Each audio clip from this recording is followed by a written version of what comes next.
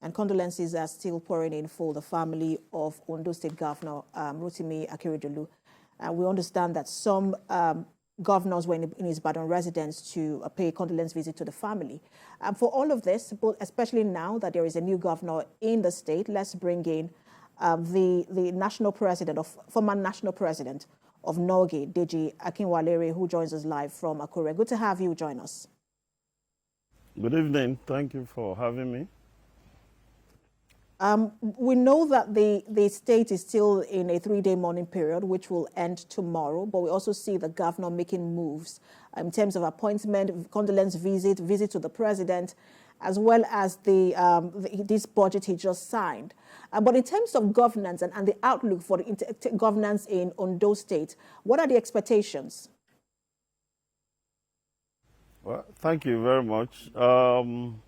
It's quite painful. We lost a dearly beloved governor. Governor Rotimi Akeredolu.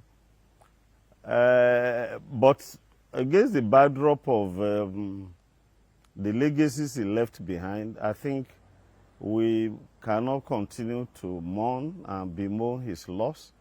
We should focus more on what legacies he left behind, the legacy in terms of providing security when this state was on the verge of becoming a Hobbesian state which was becoming brutish and short, when KBC's traditional rulers were being kidnapped, when a former minister and secretary to government was kidnapped, and virtually there was insecurity everywhere.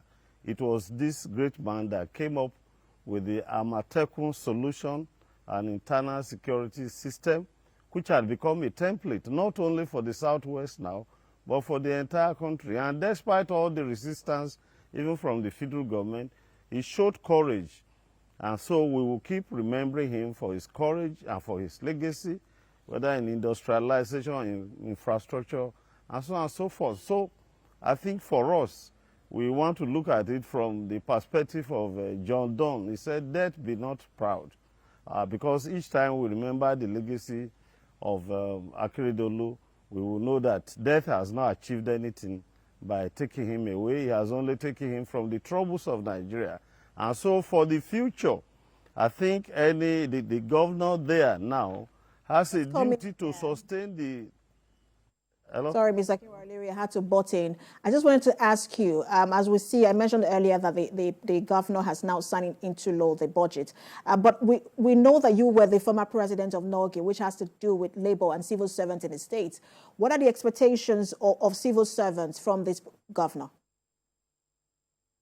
What the expectation of civil servants would naturally be those basic entitlements of government, of the workers, should be met. You recall that the former governor cleared arrears of almost 6 months' salaries. So the workers now, whether as local government workers or teachers or any worker for that matter, will not expect a situation where salaries will not be paid regularly. But beyond their own personal satisfaction, I think workers are today looking for a situation where government itself should make impact. Government should provide the tools for them to perform their duties.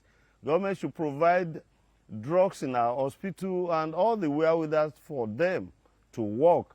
So workers are looking beyond merely taking their salaries and enjoying themselves to see what can be done to make positive impact in the communities where they are working. So we are expecting that the budget that has been passed will actually translate to a continued transformation, infrastructural development in the state. Good governance must be in place. I think these are some basic things that we expect. Ondo State, of course, you know, people expect industrialization. The former governor did a lot. We had an industrial hub at Ore, and we hope that other parts of the state can equally... And whilst he was speaking, he did say that he would continue with the legacies of the former governor. We will see how well he will keep to his words. Thank you so much for talking to us, Mr. Deji Akinwalere, former president of NULGE in Ondo State. Thank you very much.